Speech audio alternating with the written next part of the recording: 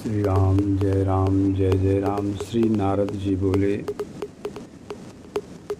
माया रूपी उस सुंदरी ने नखरों से वश में कर लिया। पुरंजन राजा उसके रस में शुद्ध बुद्ध अपनी उसकी बिसर गया। शुद्ध बुद्ध अपनी बिसरा दिया। स्नान कराकर रुचिर वसन और मंगल साज सजाए थे। तृप्त हृदय हो पास राजा के भाव अनूठे लाए थे। गले लगाकर उस रानी को राजा एकांत में खोया था। मोह पाश में बंधा हुआ वह मन की बातें बोया था। बीत रहे थे दिन और रातें, काल की गति न जान सका। प्रमदा के हित चित्त लगा था, सत्य को न पहचान सका। मद में डूबा हुआ पुरंजन भुजा तकिया ले सोता था। पत्नी ही सर्वस्व है उसकी, आत्मज्ञान को खोता था। कामातुर हो रति क्रीड़ा में मति पुरंजन की डोली थी। क्षण भर में जैसे बीत गई फिर उसकी सुखद आयु जो भोली थी। बीत गई तरुणाई सारी, विषय भोग के घेरों में डूब रहा था विलासी राजा वासनाओं के फेरे में। पुरंजनी ने राजा के पुत्र पुरंजनी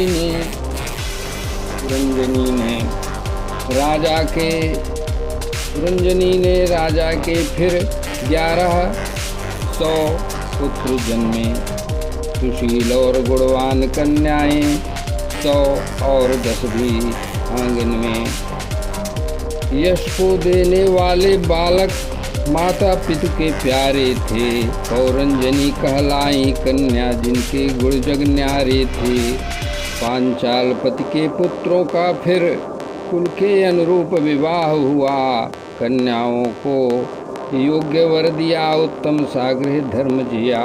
पुत्रों के भी 100 सुत हुए, वंश बड़ा विशाल हुआ। पांचाल्य देश में फैला कुनबा, सुख का समय रसाल हुआ। कोश महल और सेवक गढ़ में मेरा भाव बढ़ा। ममता की जंजीरें जकड़ी, विषयों का ही भाव चढ़ा।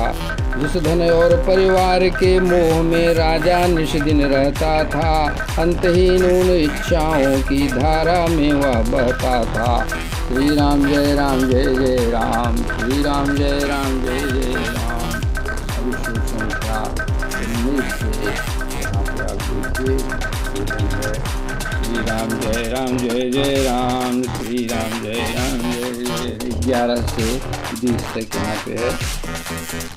अरे यज्ञ किए उसने भारी, पर हिंसक वृत्ति साथ रही। देव पितर और भूतों की आराधना में दिन रात रही। कुटुंब मोह में फंसा रहा, वह भोगों में ही मस्त रहा। तभी अचानक क्रूर काल का पहरा सर पर आ खड़ा। चंडवेग गंधर्वराज बलशाली योद्धा भारी था। 360 गंधर्वों की उसके साथ सवारी था। शुक्ल और यसित वर्ण की सुंदरियां भी साथ चली। पुरंजन की भोग नगरी को लूटने वे दिन रात चली।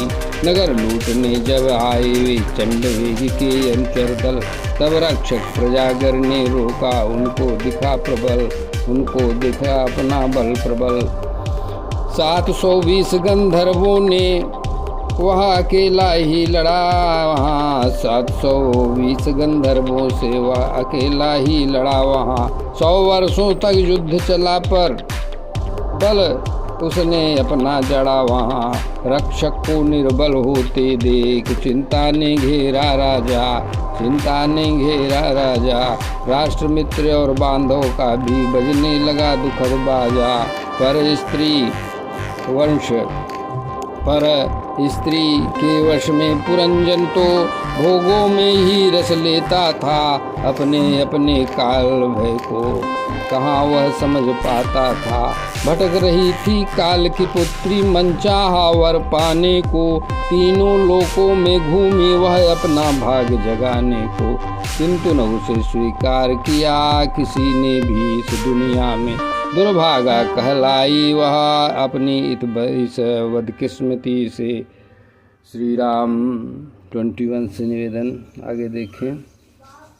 अरे ब्रह्मलोक से लौट रही थी कन्या, वह भयकारी थी, कन्या वह भयकारी थी। मुझको देख मोहित हो बोली, विनती करी वह भारी थी।